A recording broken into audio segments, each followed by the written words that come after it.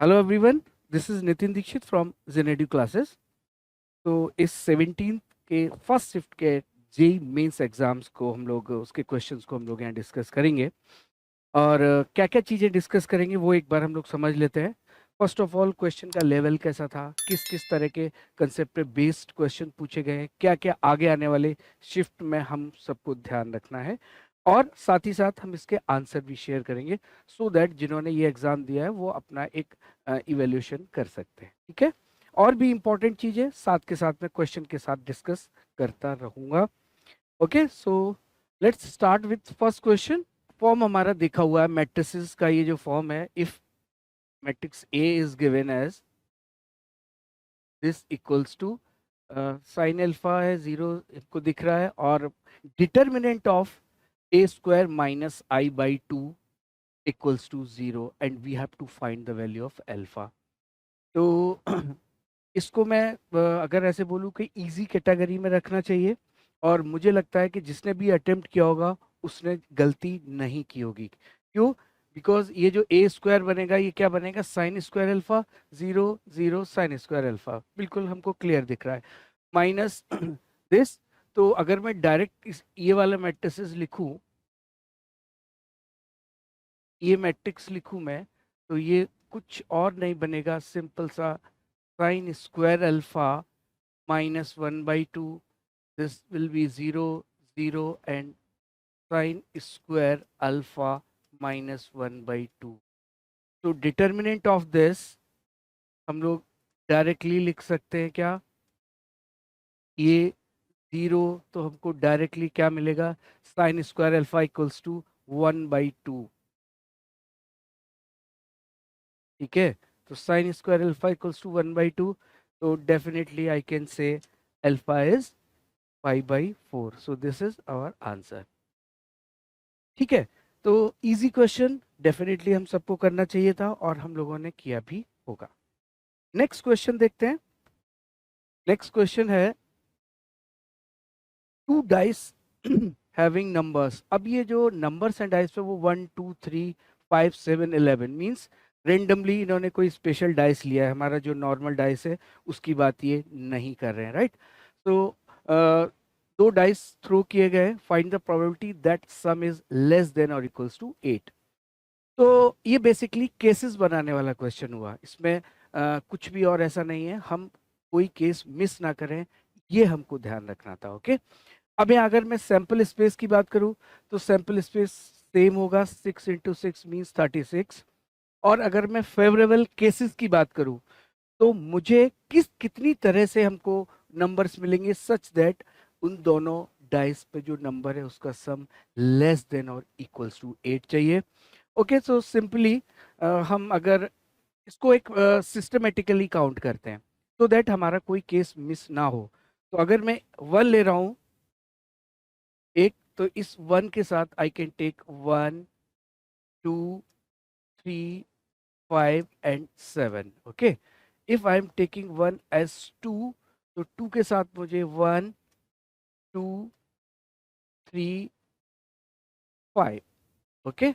और इसके आगे फिर नहीं मिलेगा। इफ आई कंसीडर 3, तो 3 के साथ 1 2 3 एंड 5। Next is 5। 5 के साथ मुझे क्या मिलेगा, 1 and 2 and 3। okay, now if I consider 7, then I will have only one case, that is 7 and 1। okay, now so how many favorable cases are there? ये मुझे मिल गए कितने, 5 4 4 3 1, टोटल 17, राइट। तो रिक्वायर्ड प्रोबेबिलिटी मैं क्या लिखूंगा, 17/36, दिस इज अवर आंसर। ठीक है। बहुत मुश्किल क्वेश्चन नहीं था, बस एक ही चीज का ध्यान रखना था कि कोई भी एक केस मिस ना हो, कोई भी केस मिस ना हो। So answer is 17/36। ठीक क्वेश्चन है, हम सबको करना चाहिए, कुछ भी इसमें ऐसा नहीं था कि कोई थियरी कंसेप्ट लग रहा हो, सिर्फ डेफिनेशन जो प्रोबेबिलिटी के हम लोग देते हैं कि favourable cases upon sample space की बात करते हैं. Okay, so come to the next question. The area of the triangle formed by vertices z, iz and z plus iz. ये 100% मैं बोलूँगा एग्जैक्ट यही पॉइंट्स ए बी और सी ट्राइंगल के, और ये पहले भी जेई में पूछा गया है. इवन जिन्होंने अगर प्रीवियस ईयर्स क्वेश्चन सॉल्व किए हों, आर्काइव बुक देखी हो, तो मैं ऐसे बोलूँगा कि इसका आंसर भी हम लोगों को याद हो जाता है. ओके, अब इसको एक बार समझ लेते हैं. सबसे अब इसको कई तरीके से हम लोग कर सकते हैं. एक जो मेथड मैं बोलूंगा नहीं करना है, पहले हम वो डिस्कस कर लेते हैं कि अगर हम z को x प्लस आई वाई लेके और फिर हम ये सब करें तो भी आएगा, बट ऐसे नहीं करना था. हम अगर इसको एक बेटर अप्रोच समझे, ये हमारे पास आर्गेंट प्लेन, ये हमारे रियल एक्सेस और ये इमेजिनरी एक्सेस. तो पॉइंट ए हमारे पास z है, हम इसको कहीं भी ले लेते हैं.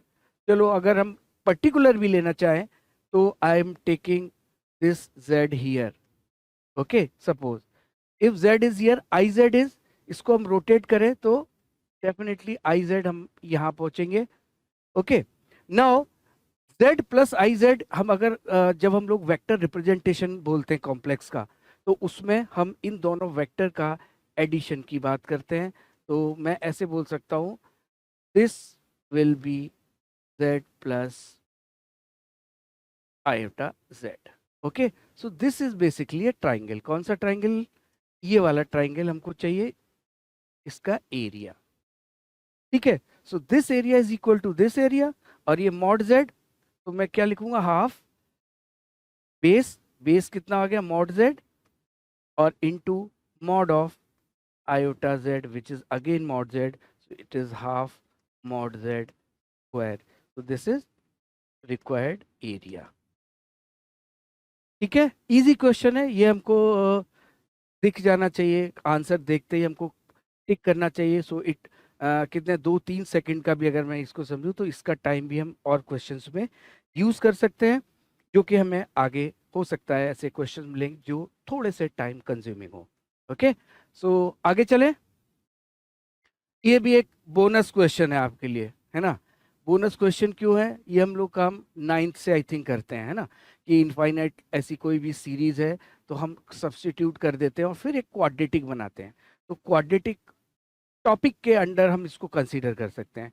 अब इसमें करना क्या था हमको, x को मैं क्या लिख दूं, x equals to 4 plus 1 upon, अब देखते जाओ 5 चाहिए हमको, प्लस 1 अपॉन. अब देखो ये जो नीचे यहां से फिर शुरू होगा जो, वो हमारा क्या बनेगा, it will x. So this is x. तो जस्ट इसको देखो और इसको थोड़ा सा सिंप्लीफाई करो, you will get a quadratic equation, और क्वाड्रेटिक इक्वेशन के हम लोग रूट निकाल सकते हैं. ये वैल्यू ऑफ कोर्स पॉजिटिव ही होगी, तो हम लोग जो भी क्वाड्रेटिक सॉल्व करके मिलेगा वहां से हम लोग चेक कर सकते हैं. I am giving you the answer. Answer is 2 plus 2√30/5. तो ये एक बोनस क्वेश्चन हमारे लिए, इसमें कोई चांस नहीं था गलती करने का, और किसी और कंसेप्ट को भी यूज नहीं करता. ये जनरल आईक्यू वाला क्वेश्चन हम लोग बोल सकते हैं. तो आगे चलते हैं. Find the minimum distance between the circles. अब दो सर्कल्स मेरे पास हैं, उनका मिनिमम डिस्टेंस चाहिए. अब यहाँ पे एक चीज हमको समझनी पड़ेगी. ये पहली तो ये जो डेटा है ये मेमोरी बेस्ड है, तो हो सकता है कि सेंटर कुछ कुछ और बताया हो, रेडियस किसी ने, बट जो क्वेश्चन मुझे मिला वो हमारे पास है. पहला सर्कल है जिसका centre 5,5 and radius 3 units, and second circle has centre as 12,5 with radius 3 units. Okay, तो अब क्या देखना है हमको, इनके सेंटर्स के बीच का distance which is known as, और हम स्टैंडर्ड फॉर्म में C1 C2 बोलते हैं, और रेडियस R1 R2. अब अगर सर्कल इंटरसेक्टिंग है तो मिनिमम डिस्टेंस 0, और अगर नॉन इंटरसेक्टिंग है तो हम लोग वो काउंट कर सकते हैं. ओके, तो हमको यहाँ दो चीज़ें फाइंड करनी है. एक मैं इसको फिगर बना के भी दिखा देता हूँ. जैसे मेरे पास ये दो सर्कल्स हैं और इनके सेंटर्स C1 C2 में ले लूँ, और अगर ये नॉन इंटरसेक्टिंग है तो मिनिमम डिस्टेंस जो भी मिलेगा वो ये मिनिमम डिस्टेंस, और वो कैसे मिलेगा, C1 C2 means distance between the centres of the two given circles, right. इसमें मैं सब्ट्रैक्ट अगर कर दूं R1 प्लस R2, ये सब्ट्रैक्ट कर दूं तो हमको ये डिस्टेंस मिल जाएगा, because this is R1 and this is R2। Okay, so centre के बीच का डिस्टेंस है हमारे पास, निकाल सकते हैं। एक पॉइंट है हमारा, एक सेंटर है हमारा 5,5 और दूसरा सेंटर है हमारा 12,5। तो इजीली डिस्टेंस हमको मिल जाएगा, और रेडियस दोनों का 3 यूनिट्स है, तो this value is 6। Easily calculate कर सकते हैं। I am giving you the correct answer, it is 3। तो मैं बोलूँगा ये भी एक हमारा बोनस। कोई कैलकुलेशन नहीं ज़्यादा, कोई बहुत टफ कंसेप्ट यूज़ नहीं करना है, जस्ट दो सिंपल स्टैंडर्ड फॉर्म में सर्कल्स गिवन है। ओके, तो ये भी अच्छा है, +4 वाला एक फीलिंग आनी चाहिए हमको इस क्वेश्चन से भी। चलिए नेक्स्ट चलेंगे आगे हम। ओ, अब इस क्वेश्चन को मैं क्या बोलूँ, मैं ऐसे बोलना चाहूँगा कि अब ये इंटीग्रल देखो एफ अल्फा, और ये जो फॉर्म है π/6 to π/3 sin x to the power alpha upon sin x to the power alpha plus cos x to the power alpha.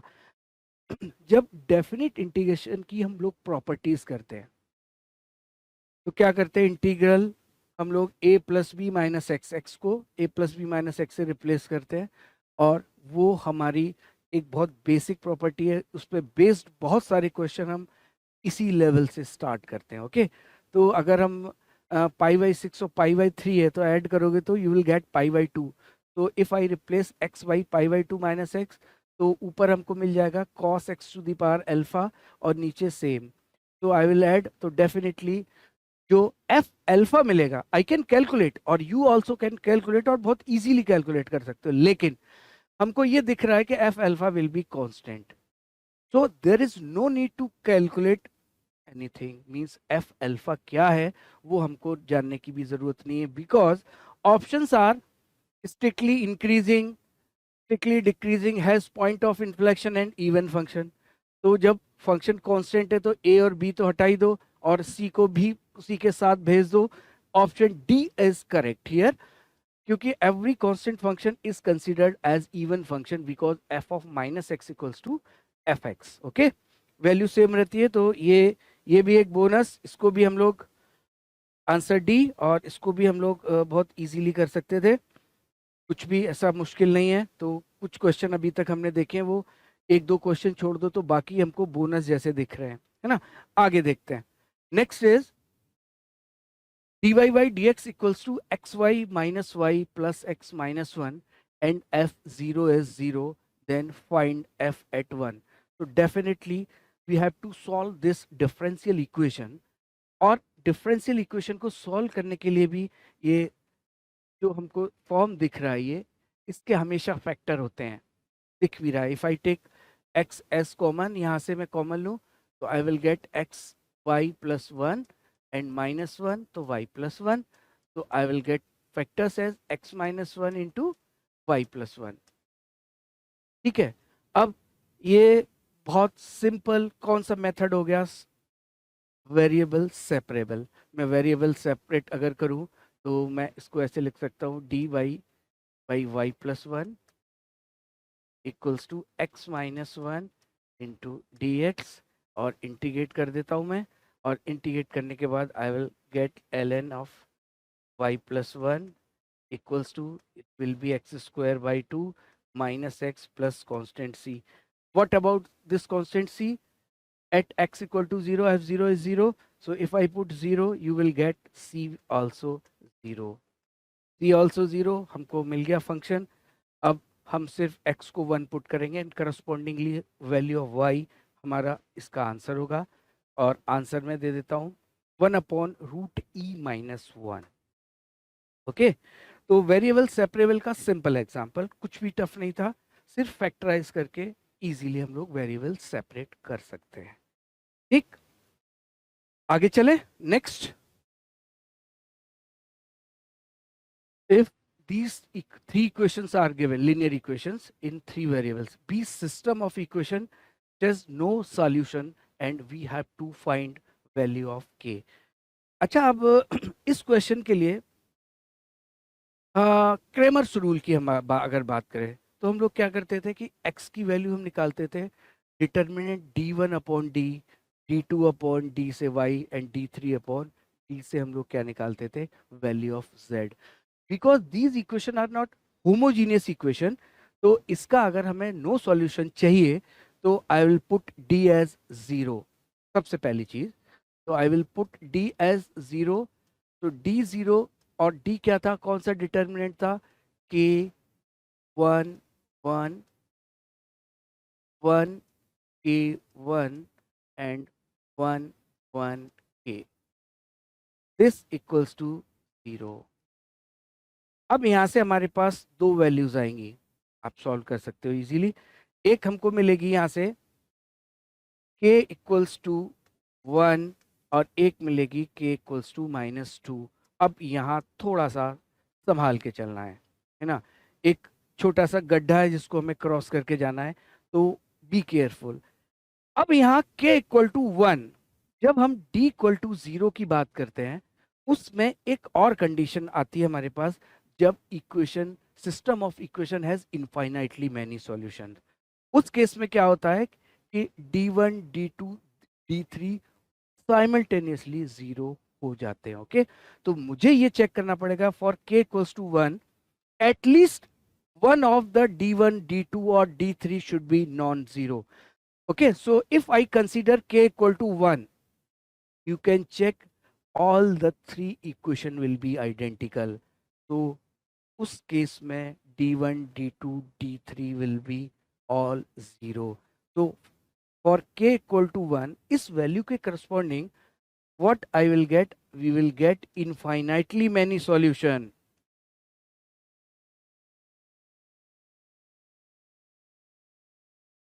So what I'll do, I will exclude this value. So what will be our answer? -2. But यही एक point था जहां हमको थोड़ा सा careful रहना था, even बोल सकता हूँ क्रॉस चेक करना था. बट यूजुअली पुराने ईयर्स में भी ये क्रेमर्स रूल और ये सिस्टम ऑफ इक्वेशन, इनके सॉल्यूशन पे बेस्ड क्वेश्चन हमेशा आता रहा है. तो इस बार भी आया, तो लेवल ठीक है, इजी क्वेश्चन है, बट एक ही पॉइंट था जहां हमको ध्यान देना है. ठीक है, चलिए नेक्स्ट देखते हैं. 2x minus y plus 1 equal to 0 is tangent to a circle at 2, 5 and center of circle lie on x minus 2y equals to 4. Then we have to find the radius of circle. एक बार figure बना लें तो मुझे दिखने लगेगा कि what we have or what we have to find. Okay, so suppose there is this is our circle. इस पे कोई पॉइंट है, सपोज दिस पॉइंट इज 2, 5 और मेरे पास एक इस पॉइंट पे टेंजेंट है and this point is 2, 5. Okay, एक और लाइन है हमारे पास जो कि सेंटर से पास कर रही है, वो लाइन की इक्वेशन भी हमको गिवन है. तो मैं कोई भी ऐसे लाइन बना लूं and this line is x minus 2y equals to 4. This is our line which is passing through center of the circle. ठीक, अब यार मुझे क्या चाहिए, we have to find radius of circle. अब ये टेंजेंट और इसके सेंटर से मैं ज्वाइन कर दूं इसको, तो ये 90 होगा, सबको पता है. ठीक है, बेसिक प्रॉपर्टी. और इस लाइन की इक्वेशन मेरे पास है, ये लाइन है 2x minus y plus 1 equal to 0. Now हमको चाहिए क्या, हमको चाहिए रेडियस ऑफ सर्कल. तो अगर मैं ऐसे बोलूँ सेंटर मिल जाए मुझे तो मेरा काम हो गया. तो मैं इस सेंटर को लेट अल्फा कोमा बीटा ले लेता हूँ. Now slope of this tangent is 2. तो क्या मैं ये बोल सकता हूँ इस लाइन का slope -1/2 because the slope of this is 2, so this is -1/2 because these two lines are perpendicular. तो अगर ये स्लोप -1/2 तो मैं डायरेक्टली लिख सकता हूँ बीटा -5 अपॉन अल्फा -2 लिख सकता हूँ. सो this is our equation number 1.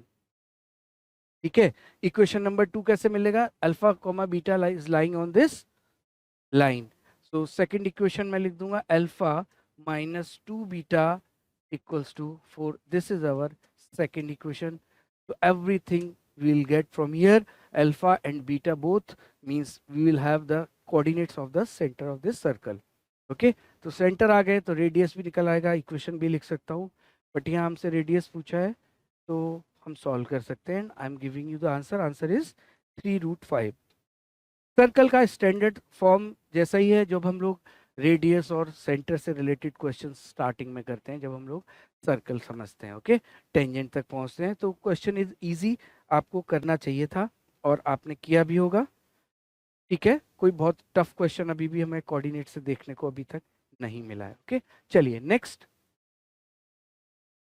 हाँ, एक डिविजिबिलिटी वाला क्वेश्चन डेफिनेटली आ रहा है. पहले भी आया, पिछले अगर मैं फरवरी मंथ में भी पूछूं उसमें भी आया था एक. उसी तरह का एक क्वेश्चन है कि 2021 टू द पावर ये 3762 is divided by 17, find the remainder. अब इसको हम अगर हम बाइनोमियल की हेल्प से करें तो थोड़ा सा लेंदी होगा, हम उसको अपने अकॉर्डिंग ब्रेक करेंगे. तो इस तरह के क्वेश्चन में हम लोग क्या करते हैं, मैं अगर 2021 को 17 से डिवाइड करूं और रिमाइंडर निकालूं तो वो रिमाइंडर आएगा if I divide this 2021 by 17. So what I will get remainder as 15. Okay, और इस 15 को I can say -2. ठीक है, अब देखते जाना. तो इसका मतलब ये हुआ कि -2 टू द पावर 3762, इसमें जो रिमाइंडर मिलेगा वही हमें जो 2021 टू द पावर 3762 में मिलेगा. अब यहाँ एक काम और मैं करूंगा. ये हमारे पास -2 है, मैं अगर इसकी पावर 4 करूं, क्यों? -2 to the power 4 will be 16. तो हम 17 के करीब पहुंचना चाहते हैं. कहीं ना कहीं हम 1 की बात करें, 1 को अप्रोच करें इस तरीके से. तो मैं इसको क्या लिख रहा हूं, देखते चलो. -2 टू द पावर 4. ओके, अब हमारे पास इसकी पावर में कितना बचेगा, मैं 4 से डिवाइड करूंगा. Okay, so here I will get 9, 4 and 0 और into -2 to the power 2. Check करो एक बार, ये लिख सकते हैं. अब ऐसा लिखने का ये हमारे पास क्या बनेगा, देखो. This is 16.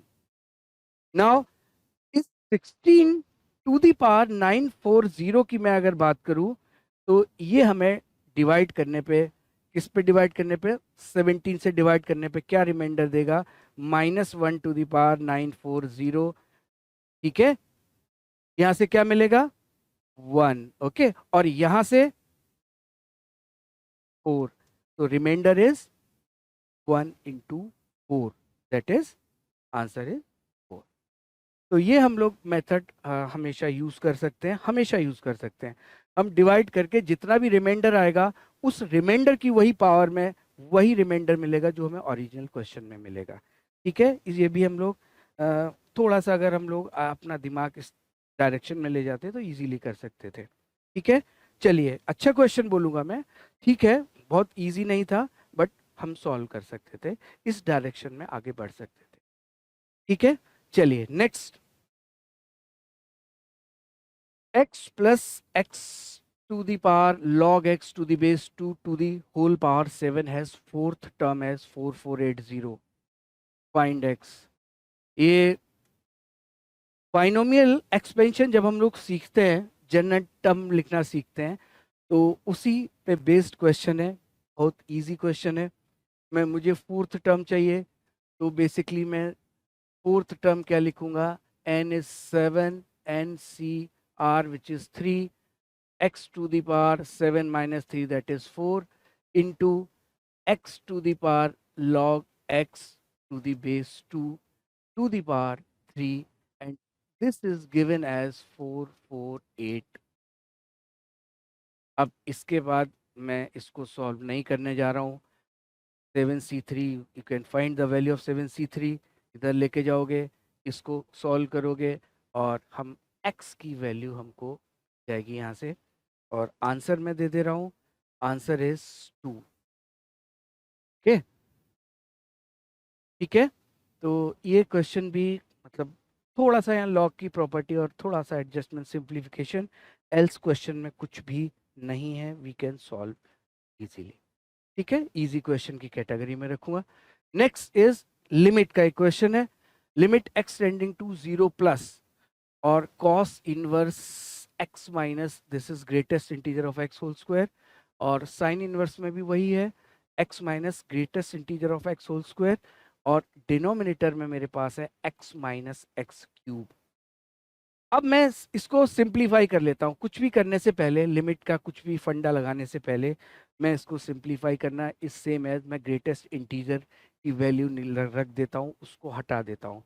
तो if I am tending to 0 plus, तो greatest integer of x will be 0, ये 0 जाएगा, ये भी 0 जाएगा, नहीं एग्जैक्ट 0 मिलेगा क्योंकि this is greatest integer of x। तो इसको अगर मैं सिंप्लीफाई करूं, क्या मिलेगा मुझे, limit x tending to 0 plus, ये मिल गया cos इनवर्स x, और it is sine inverse x, और upon x into 1 minus x square. ठीक है, फाइंड एफ एक्स क्वेश्चन में ऐसा होगा, this if this equal to, anyways या ये मिस्टेक है, हमको बेसिकली ये लिमिट की वैल्यू चाहिए। ओके, नाउ एक चीज मुझे यहाँ दिख रही है, सबसे पहला काम कर लेता हूँ, दिस इज 1। ठीक है, अब मेरे पास क्या बचा होगा, अब मेरे पास बचा limit x tending to 0 plus cos inverse x 1 minus x square, because sine inverse x upon x, ये हमारा 1 बन जाएगा, ये हमारा 1 बन जाएगा, उसको छोड़ देते हैं, इधर आते हैं। Now x tending to 0 plus denominator is 1, और ये cos inverse 0 is pi by 2, तो the value is pi by 2। Easy question limit का, कुछ और ज़्यादा नहीं करना, सिर्फ ग्रेटेस्ट इंटीजर वाला फंक्शन हटाना था और स्टैंडर्ड फॉर्म को सेपरेट करके वी कैन कैलकुलेट इजीली। तो it is easy question and answer is pi by 2। Okay, तो मैक्सिमम क्वेश्चन इजी हैं, कुछ क्वेश्चन हम लोगों को अभी तक दिखे जो थोड़े से ठीक है, बट बहुत अच्छा और टफ या उस लेवल का क्वेश्चन अभी तक नहीं मिला है। आगे हम लोग देखते हैं। Next is a team A has 7 boys and n girls and team B has 4 boys and 6 girls. If total number of single matches played are 52, find n. Actually मुझे जो फीडबैक मिला इस क्वेश्चन से कि कुछ बच्चों ने इसकी लैंग्वेज से ये नहीं समझ पाए what is the meaning of single matches. इस सिंगल मैचेस का मतलब कि बॉयज को बॉयज के साथ खेलना है और गर्ल्स को गर्ल्स के साथ। मींस अगर मेरे पास 7 बॉयज हैं एक ए टीम में, 4 बॉयज हैं बी टीम में, और सिंगल मैचेस होंगे, तो what I will do, I will select 1 boy from team A and 1 boy from team B. तो 7c1 into 4c1 which is nothing but 7 into 4। Okay, now plus n girls, और दूसरी team में कितनी, 6 girls, so nc1 is n and 6c1 is 6, so plus 6n which is given as 52, और यहाँ से n हमारे पास आ जाएगा, कितना आएगा, 28 सब्ट्रैक्ट कर देंगे 52 में से, तो we will have the answer, और आंसर मेरे पास आ रहा है 4। ओके, 52 माइनस 28 अपॉन 6, तो आंसर इज 4। ठीक है, तो एक ही चीज़ थी इसमें, सिंगल मैच का मतलब नहीं समझे, और अगर वो समझ गए होते तो इस क्वेश्चन में और कुछ भी नहीं था, बिल्कुल बेसिक काउंटिंग जैसा एक क्वेश्चन है। जब हम फंडामेंटल थ्योरम्स पढ़ते हैं वहाँ से भी हम समझ सकते हैं, और सिर्फ सिलेक्शन की पहली डेफिनेशन से ही हम समझ सकते हैं। चलिए next, the equation of a plane which contains y axis and passes through 1 2 3। अब इसको भी कई सारे मेथड है, हम वेक्टर से भी ले सकते थे, है ना, वेक्टर से भी ले सकते हैं, जे हम उसकी डायरेक्शन में ले सकते हैं। बट अगर मैं सिर्फ 3D की बात करूं और एक कंसेप्ट को यहाँ से थोड़ा सा रिवाइज कर लूं कि एक प्लेन में एक जब लाइन लाई करेगी, लाइन इज वाई एक्सिस, तो वाई एक्सिस की इक्वेशन में अगर लिखूं तो मैं क्या लिख सकता हूँ, x equals to 0, y equals to y sorry x upon 0 equals to y upon 1 equals to z upon 0। ये हमारी आ गई equation of y axis. Okay, means एक लाइन की इक्वेशन है जिसको कंटेन करेगा plane. Now plane is passing through 1 2 3, तो इक्वेशन ऑफ प्लेन मैं यहां से लिखता हूं,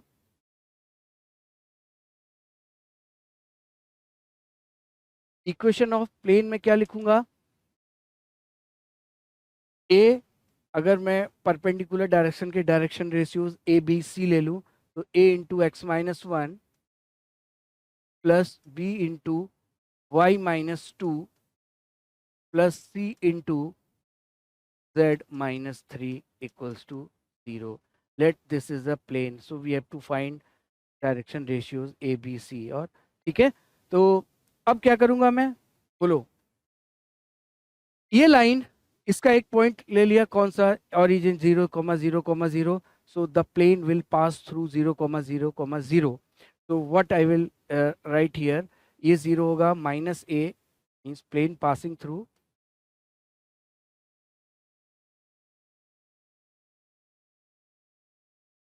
पासिंग थ्रू 0 0, तो मैं यहाँ से एक इक्वेशन यहाँ से बन जाएगा, एक रिलेशन मिलेगा एबीसी में, वो मिलेगा -a -2b -3c और a +2b +3c equals to 0। This is our equation number 1।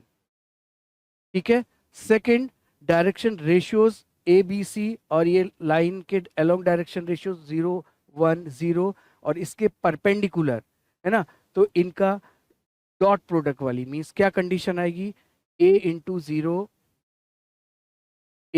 0 plus b into 1 plus c into 0 equals to 0, means what I will get b as 0। ठीक है, एक वो और दूसरा ये, तो b 0 हो गया, सो a इक्वल्स टू डायरेक्टली मैं लिख सकता हूँ यहाँ से, क्या मिलेगा, a इक्वल्स टू -3c, और a by c is -3, so directly I can write the answer 3x minus z equals to 0, है ना। तो टफ क्वेश्चन नहीं बोलूंगा मैं, बिल्कुल वही काम किया कि अगर एक लाइन प्लेन में लाई करेगी तो दो जो रिक्वायर्ड कंडीशंस हैं सिर्फ और सिर्फ हमने उसको अप्लाई किया है। कैलकुलेशन भी नहीं है, लाइन भी बहुत इजी थी, दैट इज वाई एक्सेस, तो इसको हम लोग समझ सकते हैं। आंसर भी दिया 3x minus Z equals to 0। चलिए नेक्स्ट देखते हैं हम लोग। Next is cos of sin x minus cos x upon x to the power 4 is continuous function at x equals to 0 and f 0 is 1 by k, then what is k। अब यहाँ ये फिर से मैं कहूँगा, ये बहुत पहले भी और कई बार हमको ये फॉर्म देखने को मिला है।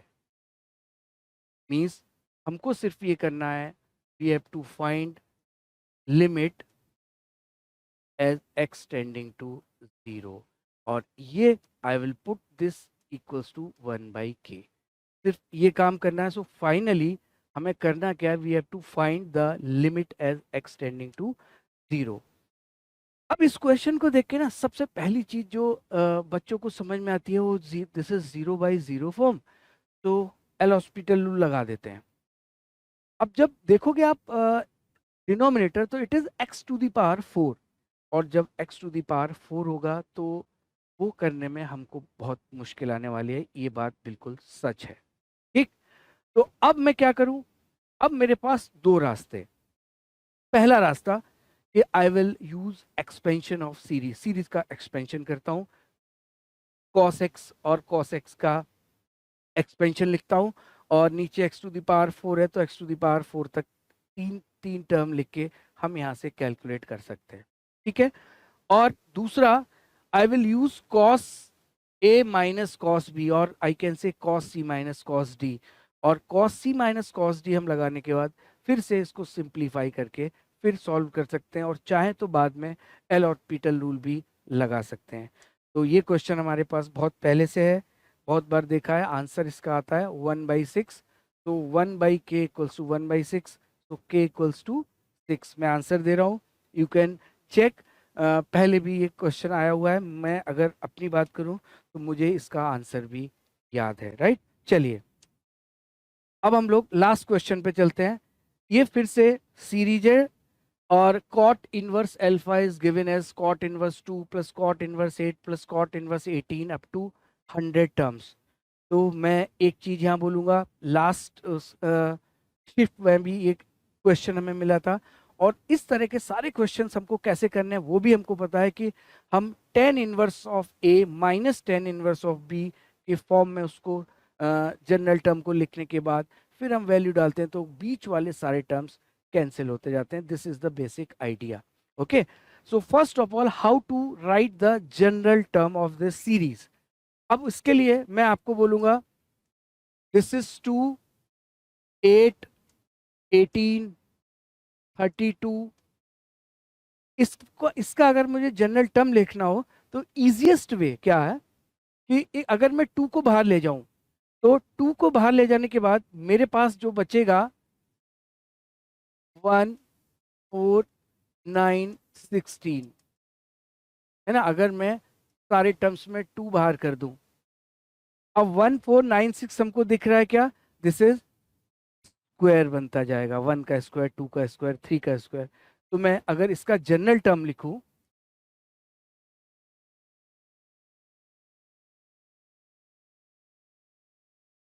मैं अगर जनरल टर्म लिखूं तो ये बनेगा कॉट इनवर्स, और 2 एक ले लिया मैंने, और आर स्क्वायर।